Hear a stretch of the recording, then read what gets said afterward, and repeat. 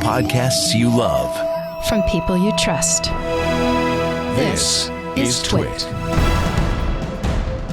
This is Triangulation, episode 431, recorded September 29th, 2022. Chokepoint Capitalism with Cory Doctorow.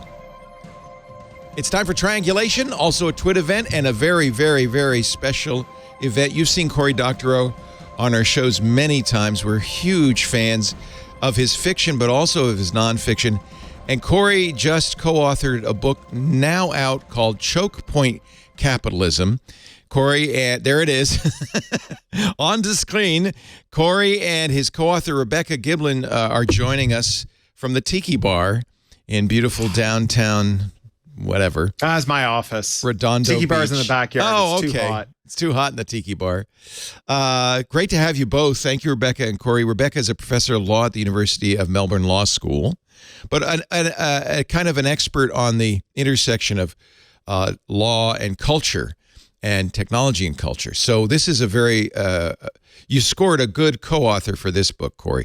I know this is something, Cory, a drum you've been beating for a while, but let me say before we get into the interview that this is the most perfect manifesto and expression I've heard yet of something we all kind of feel under the surface. There's something wrong.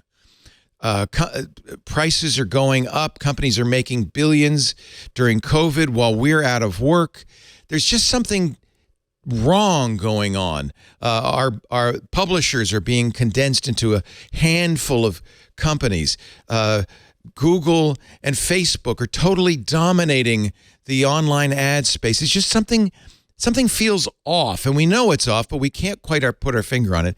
This is the book to read, Chokepoint Capitalism. Some years ago, I interviewed Shoshana Zuboff when her book Surveillance Capitalism came out. But as you point out in Chokepoint Capitalism, she said the danger of all this power being concentrated in a handful of companies is that they will trick us into voting for the wrong person or buying a product we don't really want. But you point out in this book, it's actually worse than that. First of all, I should ask, and I'll let either of you answer, what is Chokepoint Capitalism? There you go. All right. So Chokepoint Capitalism is not just the idea that there's an intermediary between you and the people you want to reach. That's been around forever. When I was growing up in Toronto, there was this one independent author, a guy named Crad Kolodny, used to stand on the main road on Yonge Street with a sign around his neck that said, "Very famous Canadian author, buy my books." And then he would just sell his books. There's nothing wrong. Like, he was great, right? He was very funny. He also had a sign that said Margaret Atwood.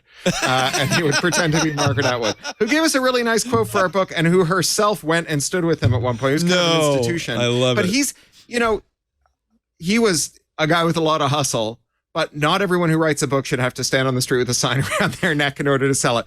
It's fine for there to be intermediaries. The difference is when the intermediaries have the whip hand, right? When there's just a couple of companies, as you said, 4 big publishers, 3 big labels, 4 big studios, 1 movie theater chain, 1 print bookstore chain, 1 electronic bookstore chain, 1 distributor, 1 radio network, right? When it's just 1 or 2 or 3, when you go to bring your wares to market, they all have these remarkably terrible conditions that they impose on you in order to get to the audience that you need to reach.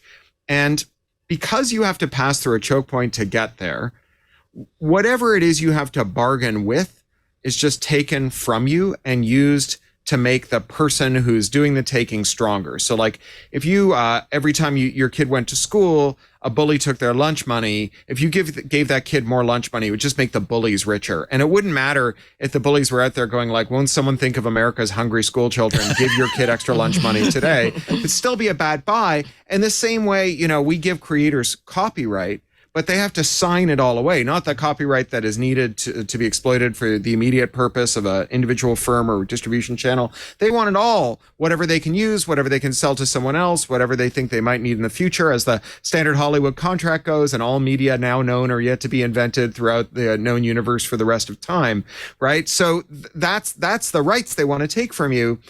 And this explains how it is that over 40 years, the share of income from creative works that goes to creators has declined, where the revenues from creative works have only expanded, and the term and scope of copyright has only grown. We give creators more copyright, more money is made by the publishers, labels, and studios, and creators get less and less of it. So we need something else, and that's what this book is about, what else we can give them. Yeah, so say what you like about capitalism, right? You could be for or you want to burn it all down, but if you have it, competition is supposed to be essential, right? But what we've seen over these last 40 years, this slow-moving glacier of monopolization, we hear people like Warren Buffett start to salivate over companies that have got wide sustainable moats, by which they mean got customers and suppliers locked in some way so that they can extract super competitive prices. We hear Peter Thiel say things like, competition is for losers. So what they're doing, they're creating these hourglass-shaped markets that have got, audiences at one end and creators at the other, or, workers at one end and customers at the other. And they're squatting themselves at the neck where they're extracting more than their fair share. So we're all feeling it as a result of this, but we can see it perhaps most clearly in the creative industries. Yeah, and that's, I think, an important point. This is not just big tech. Big tech is often demonized, but it is in almost every sphere. So recording artists are making less and less as the record companies are getting fatter and fatter. Writers are making less and less as the publishers are getting fatter and fatter. This, you talk a little bit about, and we have antitrust laws in the United States, and you talk a little bit about something that shifted a little bit in how we view monopolies. Can you talk about that a little bit?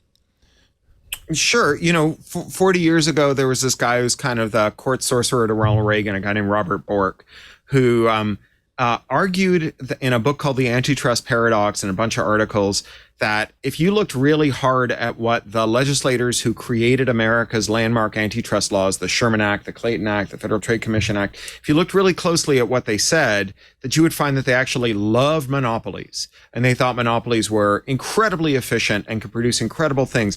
Just give little Jeffrey Bezos as much power as he needs, and the next thing you know, we'll all be getting parcels on our doorstep the next day. It'll be incredibly convenient, and we will all benefit. And if we hold him down, if we take these John Galts and we subject them to architectural review, then we won't get the benefit of their singular genius. And that the only time that we should ever punish a monopolist is when they're a bad monopolist. And the bad monopolists are the monopolists who raise prices on consumers very shortly after creating or maintaining a monopoly. And only in those cases should antitrust law be enforced, and only when you can prove that the reason the prices went up was because of the monopoly and not because like oil prices went up or labor prices went up or like the moon is in Venus. You should just focus on those cases where it's provably the result of a monopoly that prices went up, and everything else will follow.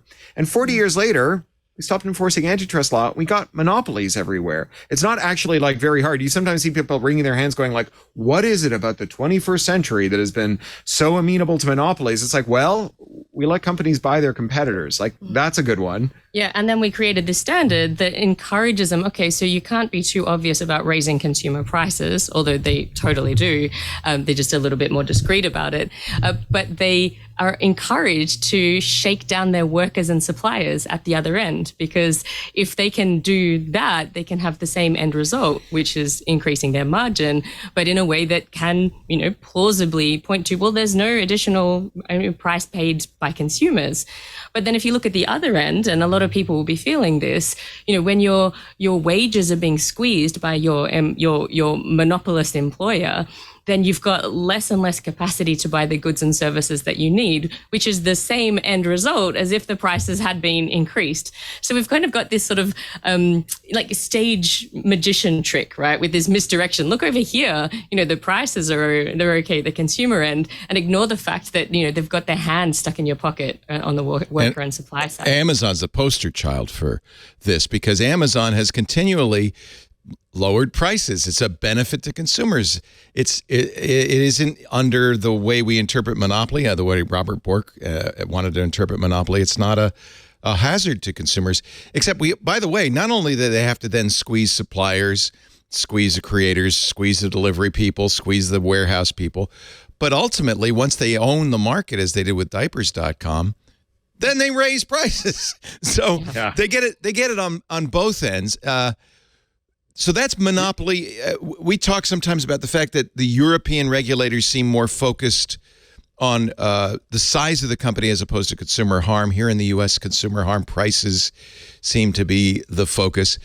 But there's also, and Lena Khan, the new chairman of the FTC, has been very vocal about this. There's another issue besides monopoly. It's monopsony. Can you define? I've always had a hard time defining monopsony. Can you define monopsony, Rebecca? We really wanted to be the ones that made monopsony sexy. And it's a bad word is part of the problem. Nobody can pronounce it.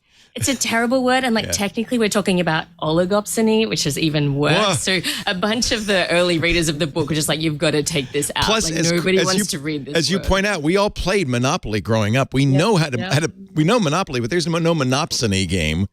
Yeah, but it's really, really important to know about. Okay. And then once you do know about it, you start to see it everywhere. Right? Yeah. So monopoly is where you've got a really powerful seller and then they can exert the pressure on buyers. So Amazon does that, for example, like you pointed out, after it cornered the diaper market, then it was able to raise the prices on those. Their consumers are kind of locked in through Prime and all of those things. And so it's got that monopoly power. But on the other side, Amazon is also a really powerful buyer in a whole range of industries, so including books. So if you're a publisher, you're a seller into the book market, and Amazon's the buyer, but it's the buyer who's got all the power. And so monopsony is incredibly, we're seeing it everywhere through the culture industry. So, so book publishers who want to, physical books, ebooks, digital books, they've got to deal with Amazon. But we see it in recorded music markets where we've got 3 music record labels who control almost 70% of the global recorded music market. You've got to go through them for a lot of stuff. They happen to own 3 music publishers who own almost 60% of the song rights market, and so on it goes. And we need to know a couple of things about monopsony to understand why it's so problematic. One of the things is that it arises at way lower market concentrations than monopoly does. So even a market, like a buyer that controls 10% of the market, can exercise quite a lot of power over sellers. And we saw this with Amazon when it was starting out. It actually created something called the Gazelle Project, where it deliberately set out to cull the weaker publishers from the herd, to shake those down named, first. Right? Perfectly named. And in fact, this seems to be the only part that the lawyers at the company objected to, was the name. They're like, you've got to stop saying the quiet part out loud. It's kind of like the fact that when Bezos started the company, he really wanted to call it Relentless. It's like calling your special operation premeditated murder. Yes, we know murder is illegal and we are premeditating it.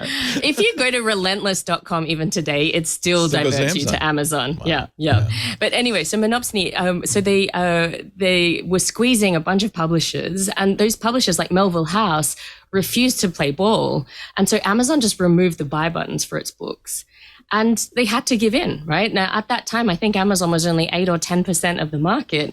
But if they lost those 8 or 10% of customers, they could no longer survive. Okay. And so if you think about the fact that they were able to exert that pressure all the way back then and how much more dominance it's got now, we can see that it's super dangerous. It's a regular pattern. I mean, they did the same thing to Hachette when they tried to negotiate with Amazon. I remember this very well. And then all the buy buttons just disappeared. Yeah. Yeah. And, this is a thing that we're seeing across all categories of goods. And it's why the state attorney general is suing Amazon here in California. And it actually is quite a parable about how choke points work and how even if they initially benefit consumers, eventually they hurt all of us. So if you want to sell goods to people and you're not on Amazon, you might as well not exist, right? It's just not an option for most categories of goods these days. And so everyone feels the need to be on Amazon. If you're going to be on Amazon, you have to play by Amazon's rules. So the first thing is, if you want to show up in the first page of listings, you've got to be Prime and you got to be fulfilled by Amazon. And so those are huge fees that Amazon scrapes from the sellers, right? Prime is not free delivery. Prime is delivery charged to the sellers instead of the purchasers. And then after you pay for that, you've got to buy what Amazon euphemistically calls ads. So Amazon's got a $32 billion ad market. it's not really ads as we think of them. Most of it is what we think of as payola, right? It's you pay Amazon for top billing on Amazon's service, right?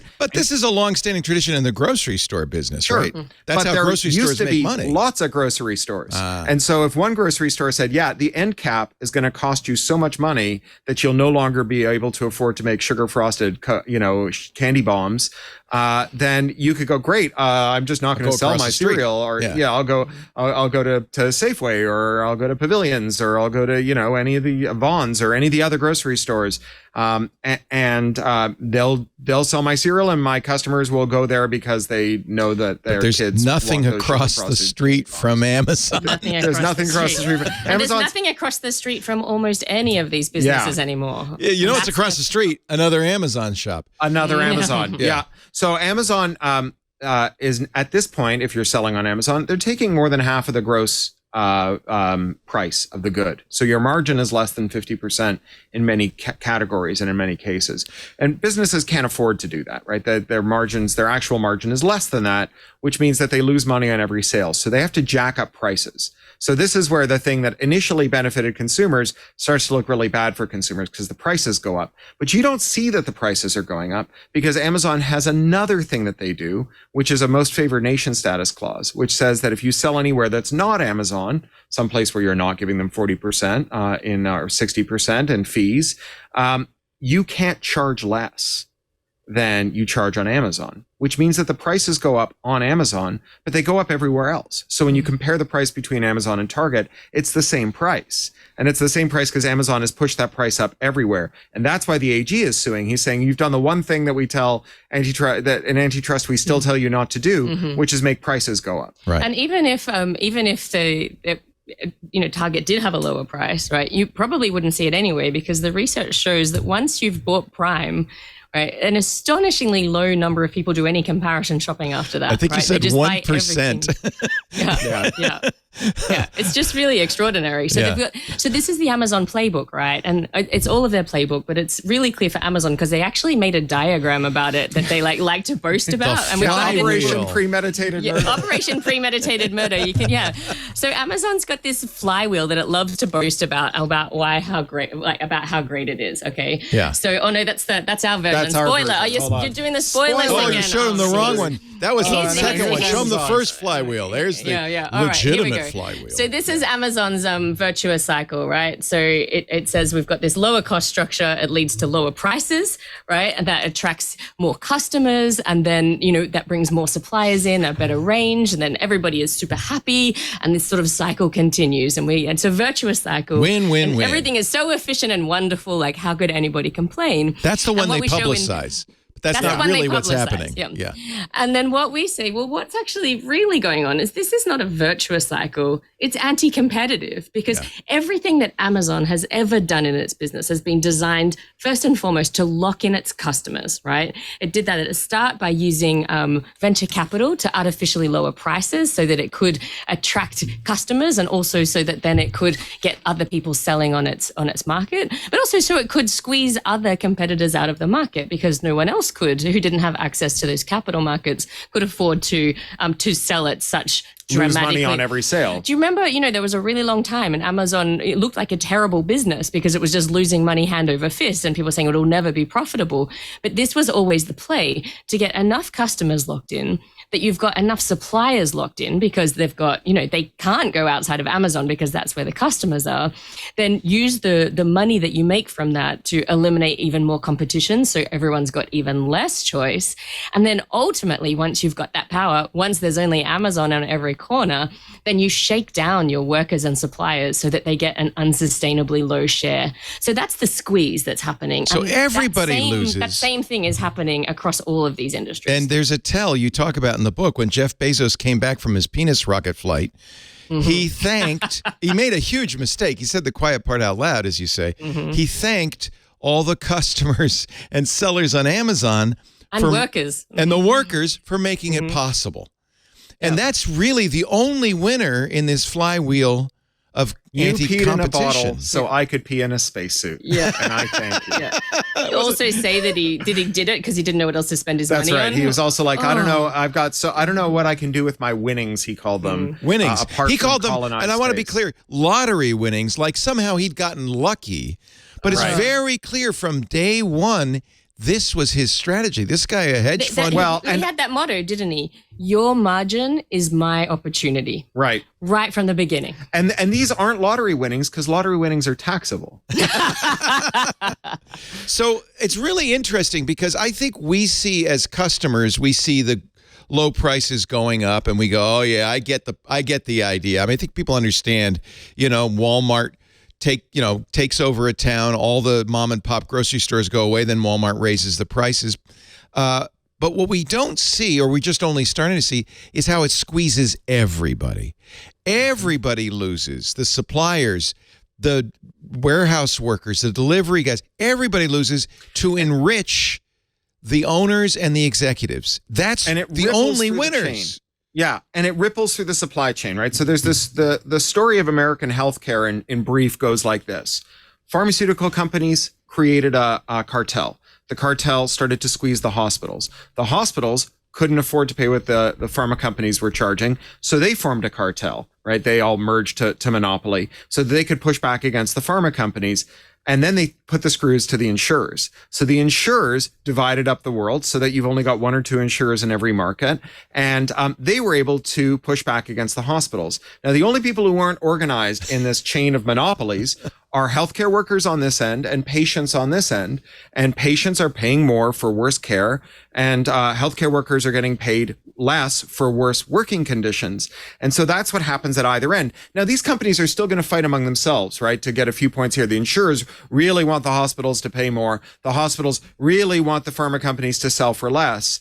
But, the easy pickings in that chain are always going to be the workers and the users of the system. And we see that in the arts markets. We see that in every other kind of market that, the movie theater is now charging $20 for a ticket, but most of the people who work in the industry are getting less in their wages.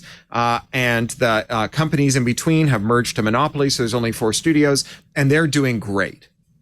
There's another party that's complicit in this, and that's the government. And it's really interesting because they've made laws that say, and the publishers ran into this, you can't collude on prices. So when the publishers tried to stand strong against Amazon, because Amazon wanted all books to cost $10, and the publishers said, we'll lose our shirts, and they tried to stand strong, they got sued successfully for colluding. But if you do it by merging, you're not colluding. That's right. And just to be clear, the answer shouldn't be that we encourage the 5 publishers to form a cartel and fix And have prices. one publisher, because then, Yeah. No, okay. I see what you're saying. yeah, Or we collude, probably don't want- Or collude. Both right? of What them we are bad. want Yeah. is for there not to be, like, the answer to pharma companies raising prices isn't monopolies in hospitals. Right. You may have seen this blockbuster report over the weekend. I believe it was in the New York Times about Providence and McKinsey conspiring to screw Medicaid patients out of the free care that they were entitled to and forcing them into medical debt, including their own employees who were so poor and underinsured that they couldn't afford to get medical treatment at the hospitals they worked at, and just stole fortunes from these people and then sick debt collectors on them. It's just revolting. Like, we don't want the hospitals to be a monopoly, even if it does tame the worst impulses of the pharma companies. What we want is for the hospitals to be, not too big to fail and not too big to jail, and for the pharma companies not to be too big to fail and not too big to jail. And the same goes for publishing and Amazon. I want to reassure everybody, we've got some solutions. Yeah. Only the first half of the book is saying how rotten it is. The second half is going to be solutions. But I do have one question that comes to mind as I hear about this. Everybody's squeezed except the owners and the executives. Everybody. At some point, doesn't this collapse because you have no more market? Because all you have is a bunch of poor people? Yes. Yeah. Yes. Thomas Piketty in Capital in the 21st Century is just like, hey, look, every time inequality gets to a certain point, someone starts building guillotines. Like maybe rich people should pay attention to that. And of course they are. They're like, we're going to Mars or New Zealand. Yesterday, we interviewed Douglas Rushkoff. His new book is about the hidey holes for billionaires who are running We're gonna be away. on stage with Doug at the Ottawa Writers Festival. Talking about how you survive apocalyptic. Ken Stanley Robinson at the Ottawa Writers Festival. Perfect. He's going to Mars. I think Douglas was going to a Minuteman silo defended by Navy SEALs. Anyway, that's not obviously the end game or the solution. I would hope. I wish that these successful billionaires were using their heads instead of saying, well, we created a nightmare. The climate's going to hell. We're going to have a revolution because we've squeezed every penny out of everybody. Let's build a Minuteman silo and hide there. That doesn't seem like the right answer. They honestly, I think that they can retreat to high ground as the seas rise, put explosive collars around their guards' necks, and then breed their children by Harrier jet. I just don't think it's going to happen. But that is Plan B. It is. It's a classic case of knowing the price of everything and the value of nothing. And right? there you go. Like how impoverished is that world going to be? Like who wants it? So the solution to this, I mean. I despair sometimes of our government because one of the effects of all this is these companies have massive amounts of funds which they can then, thanks to Citizen United, pour into the government. And we've got the best Congress money can buy. And so I sometimes despair of government solving this, although it's encouraging because President Biden, as you point out, has brought in Lena Khan to run the FTC, Tim Wu. There are some people in the White House, in the administration, who share your opinion about what's going on and want to do something about it. Yeah, and I want to expand on just briefly on how money works in politics, because it's not just that they have a lot of money. They do have an awful lot of money, but they also have something equally precious, which is an easy collective action problem to solve. Right? If there's like 100 companies in a sector, when they're trying to figure out what their lobbying position should be, it's going to be all over the map. And Leo, you and I know what this looks like because it looks like the tech industry in the 1990s and early 2000s. Beautiful chaos. Beautiful lots of companies, beautiful chaos, not a lot of regulatory capture. Yeah. You know, it's not like they were all doing good things. No, but we got great innovation out of it, didn't we? And they weren't able to just clobber the government. They were neither too big to fail nor too big to jail. In fact, they didn't even bother going to Washington for a long time. Well, because they couldn't agree on what to say when they got there. No one of them was big enough to make a difference in Washington, and all of them together disagreed on what should happen. Right. So it was the kind of thing where if you propose a regulation, like I worked on this thing called the broadcast flag 20 years ago, and when they propose the regulation, you get companies whose ox will be gored by it, and you get companies whose ox will do the goring, and they all show up. They're all the same size. They all show up, and they all stand in front of the regulator. And when one of them makes a stupid argument, the other one jumps on top of it because they understand it. In this case, it was tipper goring, but okay, right? Yeah. When there's 5 companies, they tipper gore. That's very funny. It was a different fight. That was 10 years earlier. But I think Al Gore wasn't Al Gore involved in the what was the chip, the Clipper chip?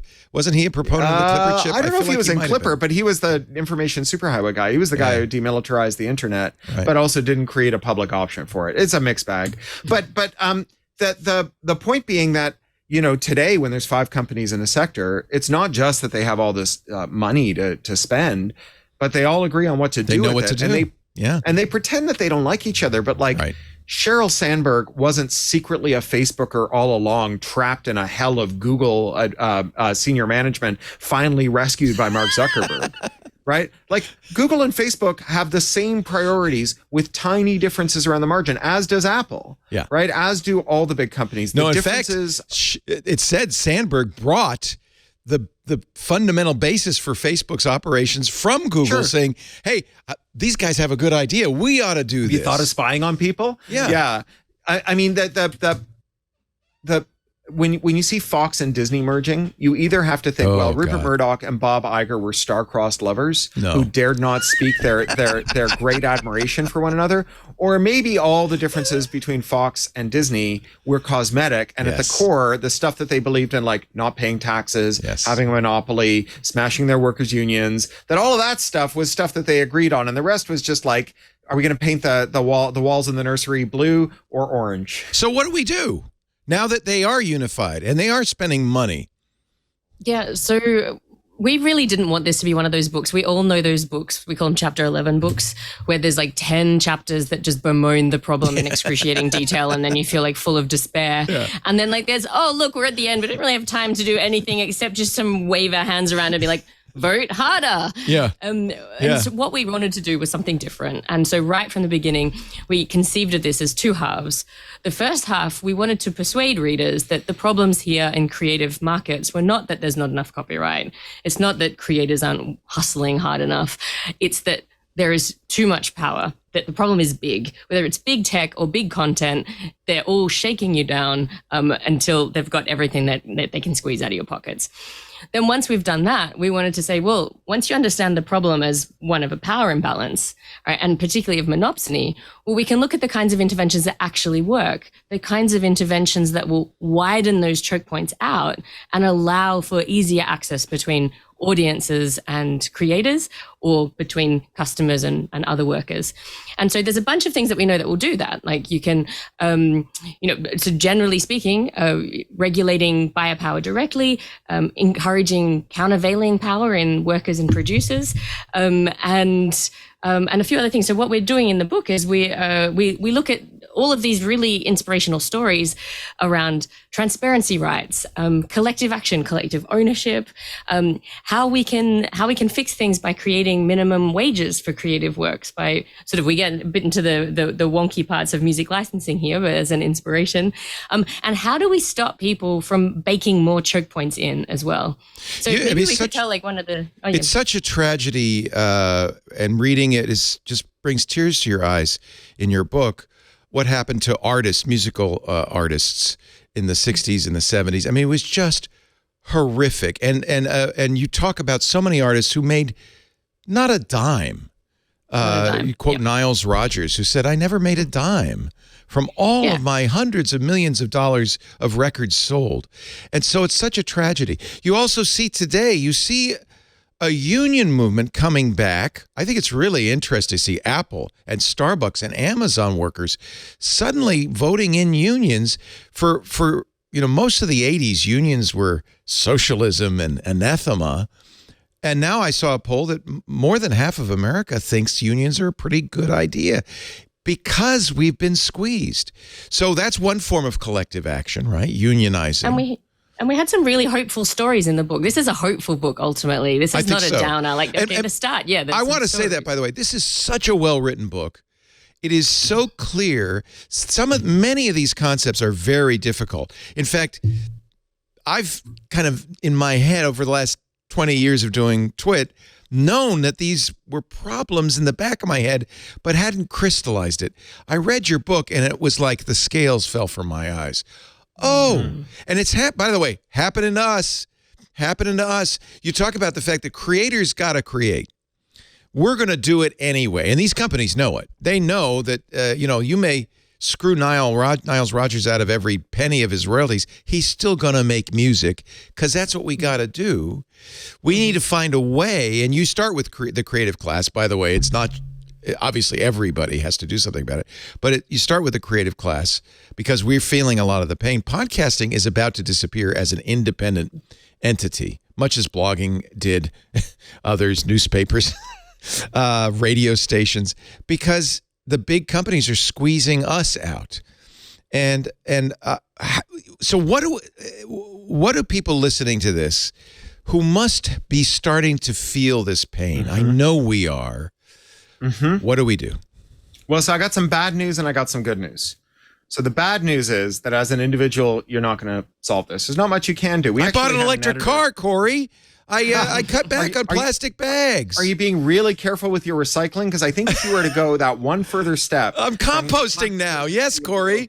Well, you're okay, well, now it's solved. And I don't want to be flip here because no, it's good to do these things, but it's not going to change the world. Easier. Yeah. If the city is going to give you a composter and help you tend it and take your compost away if you don't need it, all of that stuff, the systemic stuff that underpins it is going to make a difference, right? It's not going to make a difference if one person does it. It will make a difference if millions of us do it, but millions of us can't do it unless we have systemic changes, right? If the bullies are taking your kids' lunch money, you have to get rid of the bullies. You have to change the structure. I talk all the time about how the worst thing America ever did was invent the private automobile. And I would love to give up my automobile. You mentioned this in the book. But it ain't going to happen because... You can't dig your own subway. Not even Musk can dig his own subway. Exactly. He's no tried. matter what he claims. It's got one car going down the road. One car going down the road. There's our mass transit solution.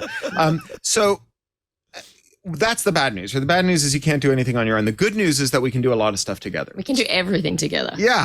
So the second half of the book is a ton of shovel-ready, highly technical, detailed proposals that take the problems that exist under choke points and kind of find the leverage point where if you stick a lever and wiggle it around, it smashes open like a piñata and showers money on creators, right? That's what we're focused on here. Not this kind of attenuated thing we'll give you 40 more years of copyright. And then somehow step 2, something will trickle down to you eventually, probably, maybe. You demonstrate how copyright and DRM were used as a cudgel against creators. The promise was we're going to protect you. No, from piracy. Yeah. And instead, the pirates just break the DRM. The only people who can't break the DRM are competitors who might offer artists a better deal. Why do you think you have to use a Kindle? DRM media is locked in. Why do you think you have to use an iPod or an iPhone? Because of DRM. But there's heaps of things we can do right now. Just think about, and even sort of at state level in the United States around contract law. So audit clauses, for example, there is this bonkers situation, right? Imagine you're a creative worker. You might not have to imagine very hard. You've got an uncertain paycheck. You don't know how it's calculated, and you rarely have a right to figure that out. If you do have an audit clause in your contract, if you think something is up, then you probably can't afford to bring an audit, which can cost hundreds of thousands of dollars. And you're dealing with contracts, particularly in the record industry, which prohibit you from hiring an auditor that has already been auditing the company, right? You only get a fresh where the bodies are buried. Nobody with experience. You only have a fresh one, not one that's already been opened. And you absolutely, and they're not allowed to look at everything, okay? So you can look over here, but you cannot look where the bodies are buried. Which is clearly where you want to look, is the one place they won't let you, right? Yeah. Exactly. Yep. But then also, even if you do manage to overcome these things and you find out that you were able to prove that you were owed some money, very often they're either going to deny it entirely or offer you a settlement for pennies on the dollar, which again is very common. And even if you do get offered some money, in order to actually get it, then you're going to be obliged to sign a non-disclosure agreement that's prevents you from saying to your fellow artists, well, actually, I know where there's some buried treasure with your name on it. Do you want to maybe dig over here? You're just not allowed to tell them. So, Cory, you got some ideas about what we can do about that. One of the cool things about Monopoly is that all of these contracts for all of these different kinds of royalty-based work are signed in 3 states, right? They're signed in California, New York, Washington State, because that's where Amazon is. And of course, contract is a matter of state law. And so the states could pass short bills that said, as a matter of public policy, we will not enforce non-disclosure when it relates to material errors and omissions on royalty statements that are to the detriment of royalty-earning workers in our state and or anywhere. And so what that would mean is that with 3 short bills being introduced at 3 state houses with pushes from artist rights groups that are opposing them is indefensible, right? You should be able to bind someone to secrecy if you stole from them is not a good look. And if you could pass those, you could, at the stroke of a pen, put more money into the pockets of more artists all around the world, not just in those 3 states, because all those contracts are signed in those states, but they relate to workers everywhere, than 40 years worth of copyright term extensions combined. Yeah, and another thing that we can do is we can demand transparency. We know that this works. Like once you know what's going on, right? Once you can see the enemy, then you've got something to fight. And one of, I think, the most egregious stories in the book was around the Audible Gate scandal. We looked at how Audible had been running these various cons against independent authors and small publishers that were making them pay for, like Amazon was encouraging subscribers to Audible to return the books that they'd bought, they'd listened to, they'd enjoyed. This shocked me. Audible would actually send you an email after you finished a book saying, you could return that. Right. And no that questions asked. No questions asked. Did you know that? You can get a whole new book for free. And I don't understand how they made money on this, though. They have a subscription. It's a subscription plan. So this was to so they're getting my $10 a month anyway. But who gets charged on the return? The author. The author. So remember what we said is that so much of what Amazon does is about locking in its customers. Right. So this generous returns policy was only available to those ongoing subscribers. Oh, you had to be a subscriber in the ecosystem, right? Okay, so Audible was very generously allowing these subscribers to return all of their books and basically use it like a library system. What they were doing though was clawing back the full royalty from the creators. So it costs Audible but nothing. But then hiding it. Costs Audible nothing. But they would take it out of the royalties. Yeah, but then they hid it as well because they refused, like Amazon's notoriously secretive. They just reported on net sales. So, you might be an author and on a day you saw that you've sold 15 books. What you didn't see is that you actually sold 30 books, but 15 books you'd sold previously had been returned, even if maybe the person had read the whole thing, they'd enjoyed it, they'd had it sitting on their device for 9 months, and then they'd had the royalties clawed back. And the only way that they found out what was going on is because there was a data glitch. And so suddenly, on a single day, 3 weeks of returns data all showed up at the same time. And so finally the veil was lifted. Like the authors had suspected something was up, but they didn't know how bad it was. And then that allowed them to start mobilizing against Audible and to actually achieve some change. So they're still fighting. It's a hard fight. And Audible does not want to give in on this because once you scale up the con here, we're talking about a lot of money. And of course, they don't have to unless we demand that they change their practice. They still need the writers. They still need the authors. But the writers need them. And, here's an interesting thing we heard the other day.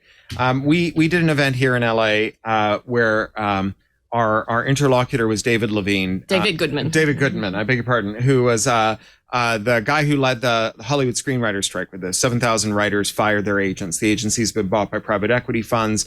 They were accepting lower payments for their writers in exchange effectively for bribes. They were called packaging fees from There were studios. only 4 agencies, so they were able to do 4 this. big agencies. That's right. So he said, these agencies were so powerful. And, I can tell you as a writer, you dream of getting a chance to sit down with an agent at CAA or William Morris and do a deal and have some fancy agent representing you. They are the gatekeepers to all of the career opportunities you might ever have.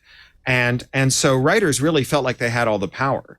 And what David said was that they realized at a certain point that did I just call him David?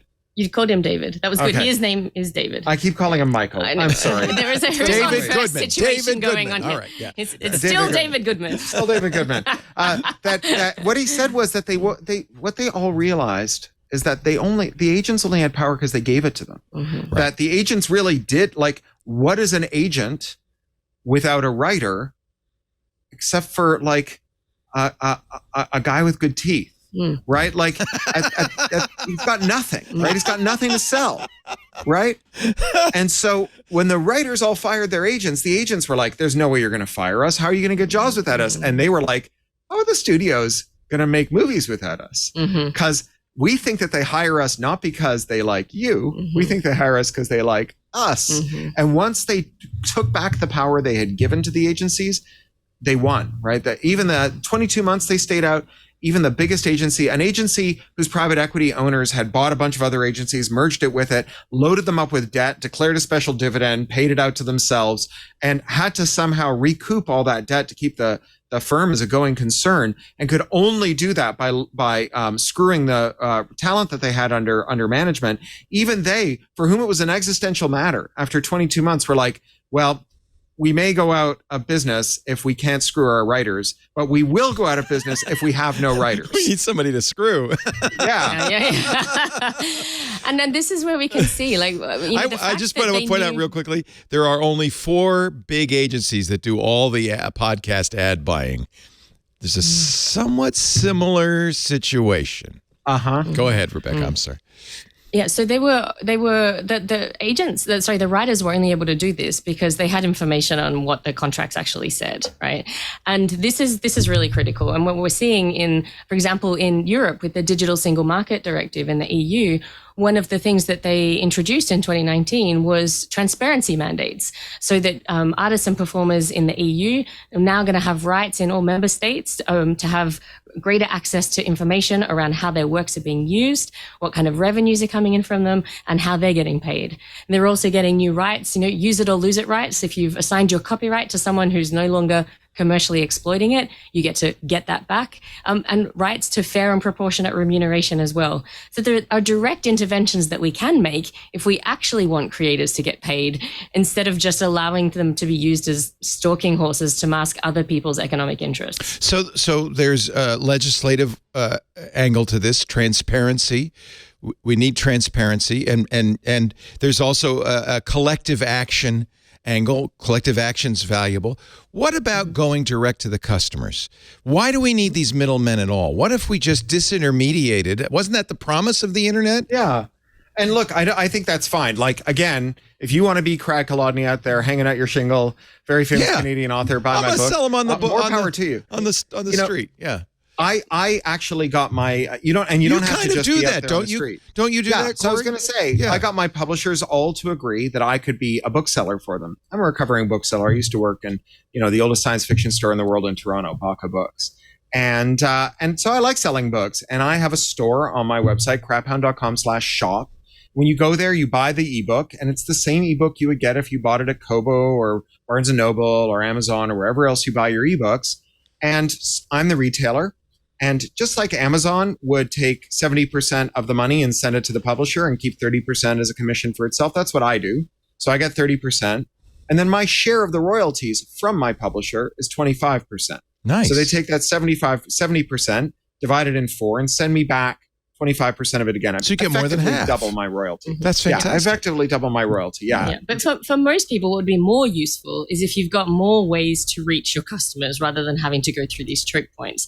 And for that, we do need these systemic changes. And one of the things we talk about is how a really dumb law that prohibits bypassing something called DRM stops this from happening. So digital rights management, or DRM, was supposed to protect against copyright infringement, but it got co-opted by these big platforms like Amazon and lots of other companies to protect their own business models instead. And so what we see with Amazon, for example, is that it's wrapped most of its products in DRM, and that's what keeps us locked into that ecosystem, and why you can't just interoperate with Amazon. I can't take all my books off the Kindle and put it on some other reader. Yeah, that's right. And one way of thinking about this, right, is, okay, maybe we don't want, and for me, I don't want to buy anything on Amazon, but sometimes there's no choice but to buy anything on Amazon because I don't know where to get that thing from except Amazon, right? And as Zephyr Teachout talks at the end of her amazing book, Break 'em Up, she's like, if you're spending 4 hours driving around to find the most ethical marker to make your protest sign, you're wasting energy that you could have spent on the protest, right? And that's where the real fight is. But like one thing we could do is, well, if we were allowed to bypass that digital rights management for non-infringing purposes, then you could install a plugin where you find the product that you need on Amazon and it usefully pops up with a local store that has it in stock and information about the price, right? We can make it convenient for people to make different decisions, but we need help to do that. And, if authors were free to set up their own bookstores, and if publishers, that came as standard in your publishing contract, and there was like a little... But what do you need a publisher for, Cory?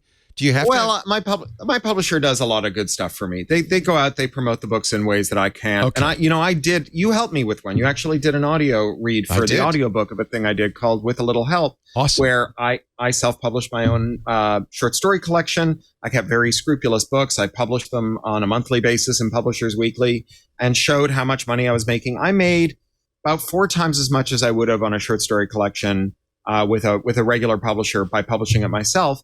But I took the energy that I would have spent writing a novel to do it. Yeah, right. Hundreds of hours of your labor. Yeah. So it's just a lot of work, right? But I do think that that's an opportunity for creators. For instance, totally. Some creators want to do that. We saw, and lots of independent authors are doing that, right? Yeah. So they're doing that, very, very successfully. Musicians, we know that, Jonathan Colton, and as a podcast network, Patreon and Memberful, and think we have a club. The theory being disintermediate if we sold directly to our listeners. And so that's more and more possible. You see artists making NFTs. You see more of this disintermediation happening. But it's a spectrum, right? So imagine if lots of independent and commercial writers signed to publishers could have their own stores. If it was very easy, turnkey, one click, you got payment processing, accounting, all of it. And then you could write a browser plugin because books have standard identifiers. They have ISBNs. And so you could write a browser plugin that when you're at Amazon shopping, if you land on a book where the author will sell it to you themselves, the buy it now button is replaced with a buy it from the author button. One click and you buy it from the author instead of from Amazon. And then the author's getting twice the royalties. That would be great. But the law stops us from doing that, and it entrenches Amazon's choke point. The law, see, that's what's really interesting about copyright. That somebody's talking about Lars Ulrich suing Napster. He was just acting on behalf, in effect, of his record company in the long run, not on the behalf of the artist. He was protecting the rights of the record company. That's what DRM does. That's what copyright does. Here's the thing. When I was a baby writer and I talked to more experienced writers about copyright, nobody really understood it very well. But here is their rule of thumb, right? The more copyright you have, the more you have to bargain with when it comes to talking to your publisher. But there were 2 problems with this theory, right? The first was that even though copyright might be a bargaining tool with your publisher, it's not a bargaining tool with your audience. It just doesn't make any sense. I live in Burbank, California. A couple of miles that way is the Warner studio. A mile that way is the Disney studio. Universal's 4 miles that way. And, when Universal and Warner do a licensing deal to build the Harry Potter theme park, they need a complex fit for purpose instrument that is a framework for that negotiation. If it's going to do that, it's not going to be simple enough that the kids who are going to show up at my door in a couple of weeks in Harry Potter costumes on Halloween can understand it, right? And those kids are writing fanfic, and you just shouldn't have to understand copyright to do it. So that's the first problem, is that even if copyright has some utility in negotiating with an industrial actor in your supply chain, it's just not a useful tool for negotiating with your audience. If you have to understand copyright to read a book, then we're all dead, right? It's just idiotic. But the other problem is that once publishers become sufficiently concentrated, then copyright becomes effectively a dead letter for helping you negotiate with them too. So if we're going to keep copyright useful as a negotiating tool for creators, we have to keep the market open so that we can actually sell our copyright piecemeal to publishers who need us more than we need them. Right. There, in other words, are many ways to go about this, and there are multiple solutions. And the best way to figure out what's right for you is to go to chokepointcapitalism.com, buy the book directly from Rebecca and Cory, and honestly, you will be glad you did, because it's a very enjoyable, entertaining book with lots of stories about how we got here. And once you read it, as I said, you'll suddenly go, oh. This has been going on all along. When Cory first came on our shows and said, I just put my books up for free, and I thought you were nuts. But you had me back. No, you were good nuts, nuts, but charming. You were good crazy. But Glibness, privilege. But I've learned over time it really has worked for you. And we've always been Creative Commons on all of our stuff. We've never have had any DRM, but that's because we've been ad supported. So it was always in our interest to get it out. Now we're really looking at can we go direct to our audience? That's why we do Club Twit. I'm going to put a plug in for Club Twit later. But I It should be clear, though, like one of the things what we're really fighting for here is a world where people can sell their books, Yes. they can sell their music, Yes. where it's not only the very few winners at the top of the pyramid who are the most commercial that can afford to devote their professional lives to being creators. Like, we don't want to live in that kind of impoverished world. Totally. And, Leo, I just saw 2 of your viewers come into my store and buy the book in the last 2 minutes. Good job, everybody. There we go. No, I've it might always be a said coincidence, that. but If the music within a minute industry, of each other. it isn't. They said in the chat room they were doing that. There I've always said that if the music industry were just, instead of 5 people being platinum artists and having giant mansions, there'd be 100,000 people making a nice middle-class living performing their music. Because as artists, we just want to live and make our art. That's all. And the thing is, we can have that, right? If we have less of the executives in $100 million mansions. Yeah, why are we giving them money? Yeah. They don't create anything. I've scarred Rebecca by driving her through Beverly Hills on the way to our signing the other day. Now she's seen what the mansions look like. You don't have mansions in Melbourne? Well, we do, but not like that. My jaw was literally, it was very hard to converse because I was like, Well, but they have weather in Melbourne, right? That is an important difference if you're going to build big weird mansions. and I also have to point out, you're not seeing the real stuff because the real stuff you can't see from the road. Yeah, it's up in the hills. The good there was stuff. that gatehouse for that one house. Yeah. You're not like, seeing the really big ones. You're not seeing Bill Gates' underground 100,000 square foot mansion. You're not seeing that. Where he hunts humans, allegedly. I don't think he's a lizard. Honest, I really don't. just on the holidays, Cory. Just on the holidays. And it's consensual. You two are fantastic. I cannot recommend this book enough. Warning, it might radicalize you, but I think everybody's starting to feel the squeeze and seeing what's ahead on this road, and we don't want to go there. Yeah, Jeff Bezos does. Let him take his penis rocket to Mars. We don't need that here on planet Earth. There is a better way for all of us. Chokepoint Capitalism. It's a fantastic book. Cory's going to be back on Sunday.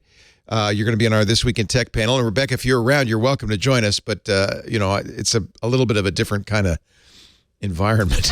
I'll be back on the road. So, Okay, but good. Thank you All so right. much for the. And if we go to Very kind invite. chokepointcapitalism.com, can we see places that you'll be doing readings and speaking? Yeah, so Rebecca's going to be, we're nearly over, but Rebecca's going to be at Harvard, and I'm going to dial in on what day? Well, let's see on the website, which is up there now. That's October 4. And Nice. then Cory's in Miami. I've got a thing in New York. And then we joined together in Ottawa for the Ottawa Writers Festival, talking about how we can survive apocalypse. Yeah, and then we'll be in the apocalyptic UK for a while, but that's all still getting the details shaken out. But we'll see you. I am actually surprisingly pleased because honestly, I thought this book would be banned, burned, suppressed in every possible way. The fact that you're getting all these speaking engagements is really encouraging to me. People are listening. They are paying attention. They're pissed. Well, here's the thing. Here's like the dirty secret, right? Like even the monopolist, right? Even Random House, who distributes this book for our plucky independent publisher that's part of the Unitarian Universalists, and which God Albert bless the Einstein once said Unitarians. would save the world. Yeah. I'm a Unitarian. I'm proud to say it. Good for you. Oh, yeah. So you profess a belief in one or fewer gods. Yeah. Worship the God of your choice is our motto. Right. Yeah. Right. So even the people at Random House who distribute this book, it's a giant publishing monopolist, but they all work in a choke point, right? They're all publishing workers who have only 4 employers to choose from, and whose wages and whose working conditions are being squeezed just like ours. Yeah, like is it like anyone, like they, as much as anyone else, the people who work in publishing are having their passion weaponized to facilitate their exploitation. Yes. And there was a day this spring when 1% of all publishing workers resigned en masse. Wow. Because they were all juniors, and they went on Twitter and they just said, "This is what my job is like. This is what my pay is like." Yeah. I'm not a Trustafarian. It's only kid. the people in the C-suites and the stockholders that are really getting rich on this. And you're 100%. seeing these mass resignations and the quiet quitting everywhere. People are waking up, and we got to get before the guillotines go up, because you never know when you got a guillotine who's going to get their head chopped off. I mean, I have one over here. Rebecca, No. could you I'm not sure I'm going to pass you your guillotine. I'll be Madame You never know Defarge. who's I'll gonna just get knit their some hands socks here while we. Here's my little guillotine.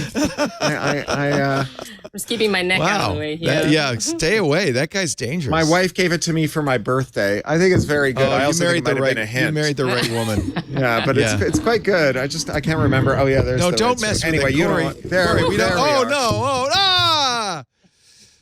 Ladies and gentlemen, Rebecca Giblin and Cory Doctorow, Chokepoint Capitalism. We brought the site down, I understand. Wait a bit, but get the book. Well, it's Rebecca's server. I'm very sorry. That's okay. WordPress. It'll be We're back. running this whole thing on a shoestring because when you publish a book about not monopolies, the big publishers don't want to give you a fat I advance completely for understand. Yeah, Completely funny how that understand. works. Funny how that works. Bless you. So great to have you. Wonderful book. I'll see you Great to Sunday, be had. Cory. Rebecca, Thanks, I hope we Leo. get to meet in person at some point. Thank you for writing love that. a very good and very important book. This needs to be heard everywhere. And I apologize for reading it on Kindle Unlimited. It's not there anymore, so I can say that now. I'll go to craphound.com and buy it, or chokepointcapitalism.com and buy it. Yeah. We could probably send you a copy later. No. No. That $10 is my pleasure. Thanks. Thanks. Two Rebecca. more of your viewers just bought copies of Nice. this. Thank you. It's sometimes this kind of stuff you read like polemic and you go, oh God, just shut up and go away. This is not that kind of book. It's very engaging. Of course, because you got, I don't know, Cory's a brilliant writer, and I'm sure you are too, Rebecca. And He taught me a lot on this book. Yeah. It's just really a page turner. You wouldn't think something like this would be a page turner. I'm so glad to hear this because we haven't been sure, right? Because we've only sent it out to kind of some pretty wonky friends of ours. Well, I'm pretty basically, wonky. as advanced readers. I know. But yeah, the stories you're wonky in a are different way, engaging. maybe. You Yeah, do a yeah. really good job of bringing it home, and it's so hard to explain things like monopsony, and I think you do a really good job of that. So I really appreciate that. This is one of the best books I've read. I mean, it's really Thanks, really Leo. good. Wow. Well done. Appreciate that. That's so great of you. And thank Well, you. if you want to for leave a review on Amazon. Oh, I'll do that. Nobody should buy this from Amazon. Go to Smash that like button. But everybody should buy it. Yeah. Everybody should buy rate it. and review. Yeah. Thanks, All right, guys. see I you, really Leo. appreciate it. Ciao. We'll see you Sunday. Bye-bye. Yeah. One of the things we're doing, this is actually really segues, I think, very nicely into one of the things we're doing to try to survive in this world where we are being choked out of business here at TWiT. And so I want to put in a big plug for Club TWiT. This is something we've started doing because of exactly these trends. We want to go direct to you, our audience, and say, look, we'd like to have a deal with you. So I think, have put together a really good package that is well worth the money, $7 a month. You get ad-free versions of all of our shows. In fact, this show is sponsored by Club TWiT. Notice there were no ads. The only reason we can do this show is because Club TWiT exists. So you get all the shows ad-free. You get additional shows that we don't put out. We've got Hands on Macintosh with Micah Sargent. We've got Hands on Windows with Paul Thurrott, the Untitled Linux Show with Jonathan Bennett, the Giz Fizz with Dick T. Bartolo. All of these on the TWiT Plus feed for TWiT Club members only. We also have a Discord that is full of fascinating conversations and discussions. That's where our book club lives. Stacy does that book club every month. I think we have put together something that's very, very compelling. But in order for this to work, in fact, I'll be frank, in order for TWiT to survive, because times are really tough right now in the podcast business, and they're only going to get tougher as companies like iHeart and Spotify suck the life out of podcast advertising. And that's exactly what's happening. And then on top of that, you've got a recession. It's not good. And this is the case for all of your favorite podcasts and your favorite podcast networks. That's why so many of them are being acquired by iHeart and Spotify, because that's the only way they can survive. We'd like to find a new way to survive, and that's with Club TWiT. Do me a favor if you would. If you can afford it, I understand, and not all of you can. That's why we continue to offer free versions of almost all of our shows, ad-supported.